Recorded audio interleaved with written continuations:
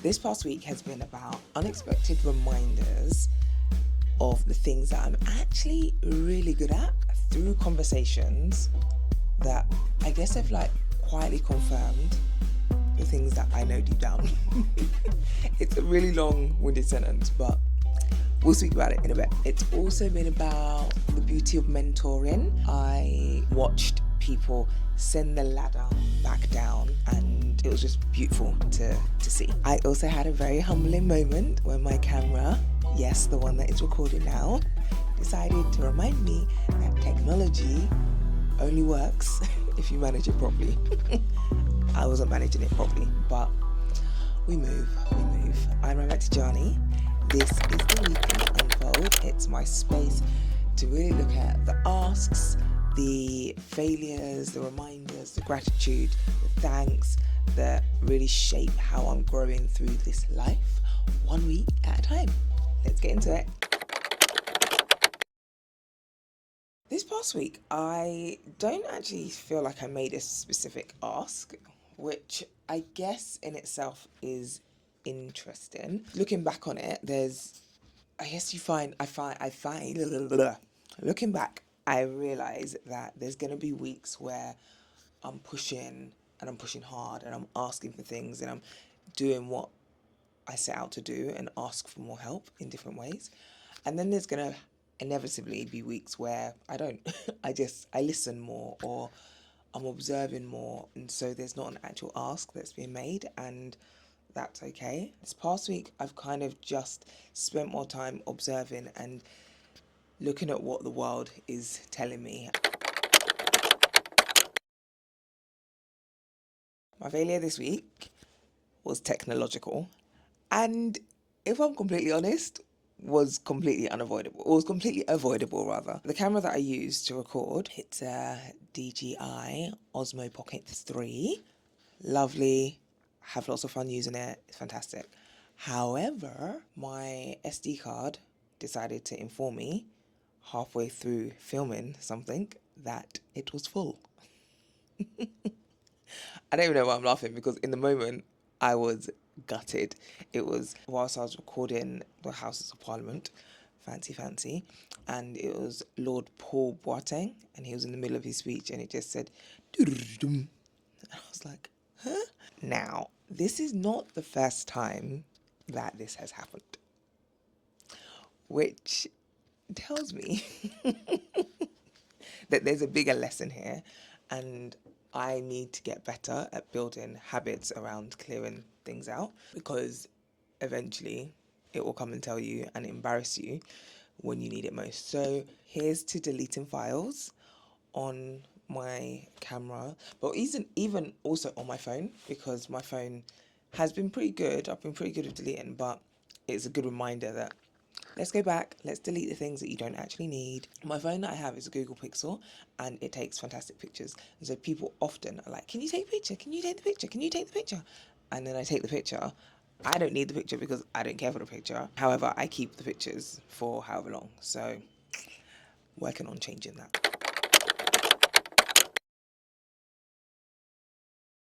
When multiple people say the same thing, it might be worth listening. I went to an event last Friday to celebrate Ghana's 69th independence, and I had a really lovely conversation with the incredible Lady Phil. Now, she said something that made me really pause as we were talking. She essentially described me as a captivating speaker and a great storyteller.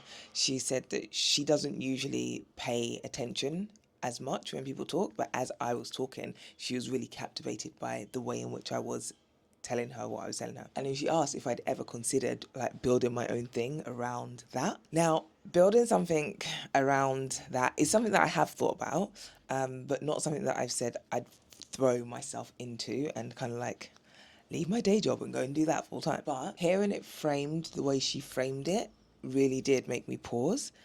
And it made me smile inside. And I said to her, I was like, oh my gosh, I actually call myself a storyteller because it's something that I've always loved doing, like helping people, individuals, businesses tell their stories. And sometimes it's not even just the telling of the story, sometimes it's the uncovering of the story that they can then tell to represent themselves in the truest way possible. I love it. Like, doing that work fills me with something, fills me with joy. Like, it's something I'm really, really excited about doing. So it was beautiful to hear her frame it in that way. And then throughout the day, a few other people mentioned something similar. Efua, Leslie, they literally said the same thing. Leslie was like, storytelling is your superpower, Ramat. And I was like, oh. So I don't know. There's something about when a few people say exactly the same thing that, and they say it independently. Like, I wasn't having a conversation with all of them at the same time. It was independent conversations and they all said exactly the same thing that reminded me that it might be worth paying attention to. So I don't know. Let's see where this leads and what I might end up doing.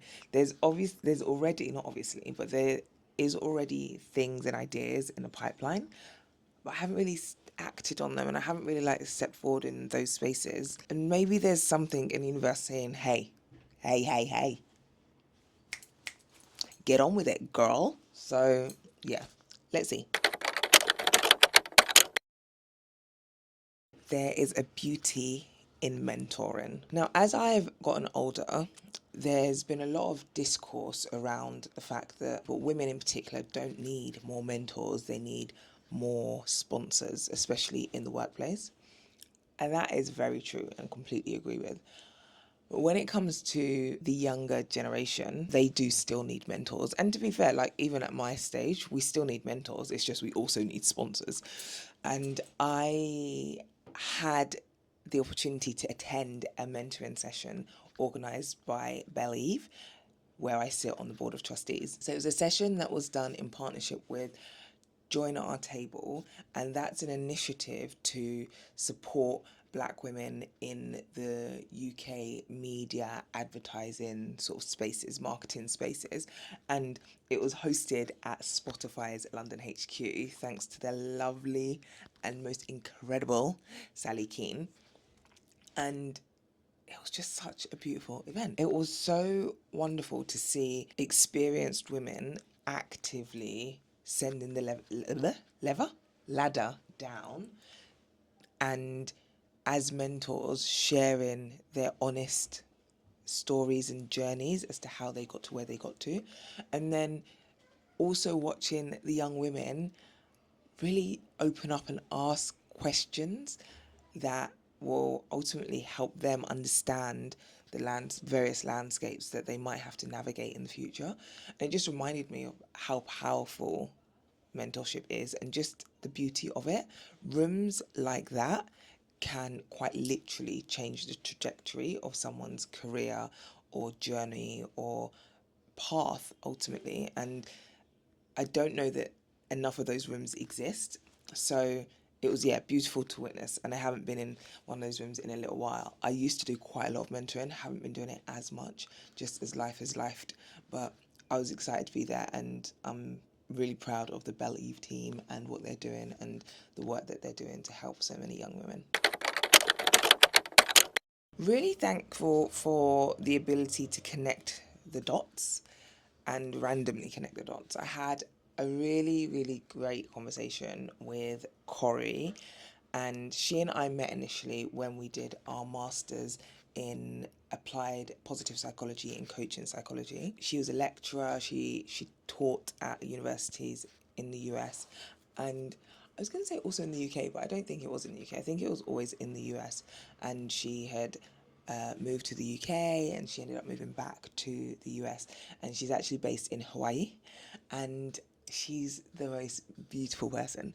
So we caught up when I was over in the States, just virtually. She was talking about the fact that she was doing some bits in a law library now, and we were talking about how we could bring in elements of positive psychology, mental well-being to law students, but also to faculty within the law base, and just how important it is to talk about well-being, to advocate for mental well-being, and especially when it comes to subjects that are heavy. And it's not to say there are, actually, it is to say some subjects are heavier than others. That's just the way it is. But there's also an expectation that comes with some subjects, especially if you come from certain cultures. So if you come from a culture where your family are depending on you to become a lawyer, a lot of weight goes into how you navigate work and the education system and your subjects and your classes and all the rest of it. That's not to say if you don't come from those cultures you don't feel that weight, but it can feel heavier if you do come from particular cultures. And so we were discussing the importance of well-being, and we just spent, I think we spent about 20-30 minutes talking about different ideas, about different books they could use, different initiatives they could have, different activations they could do. And it was just great being able to connect the dots from what we learn and what we actively do as positive psychology practitioners and the space she's now in, which is a law library, which we would never have guessed would be like where she would currently land. But it was, yeah, it was beautiful. So I am really thankful for the ability to be able to connect dots in ways that others can't and be able to do it with people like Corrie. She's amazing, in case you didn't realize. I like her a lot. Very thankful for the Time Shifter app, I think it's called. I am pretty good generally when it comes to jet lag. I don't usually experience it at all. However, I'm currently fasting and my body's a bit all over the place. And so, with my rhythm a bit of like out of sync, I thought, let me check in with this app to see how I should set myself up for success so that when I did land back in London and the days after, I'd be okay. And actually, it gave me a pretty helpful structure as to when to sleep, when to stay awake, what to avoid in terms of not sleeping. So obviously, I'm on a plane. I might want to spend the whole trip watching films. I didn't. I slept the whole way through, which is what I would usually do. But it kind of gave you a bit of a schedule, which was really interesting. So, yeah, pretty impressed with Time Shifter app and the schedule that it gave me. I'd probably use it again because it was quite interesting the way they kind of framed it.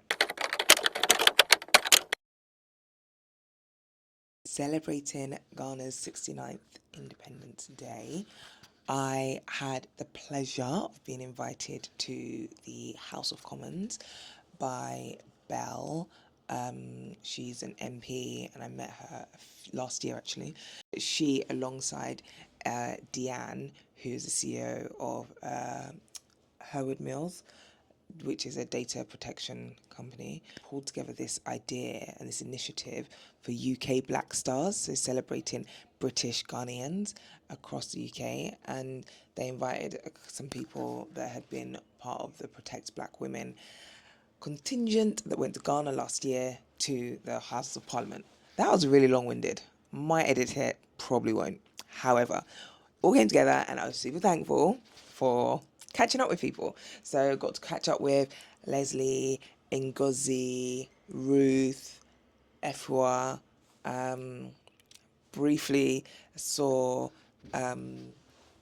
Caris, I forgot her name. I wasn't able to go to the dinner after, it was just happening later in the day. But and even Deanne, saw Dawn Butler MP, and of course Belle as well. So it was just nice to catch up with everyone. It's celebrating being a British Ghanaian is not something that I do necessarily, but it is very important to me. I hold both within me, and I'm very proud of doing so. So yeah, it was cool. Also caught up with Tim Yao Struthers, who is doing a whole load of things, especially at Sky, but also outside Sky, as in Sky TV, not the actual Sky. Anyways, it was great catching up with people. Great food.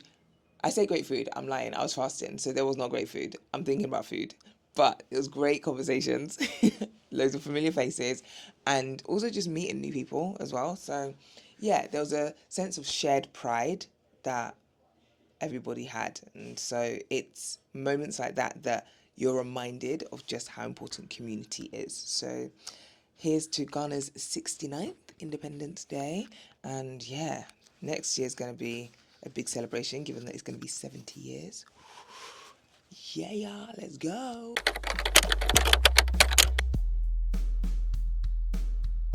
looking ahead to week 11, I believe, of 52. Last week I said I was going to be doing some video editing.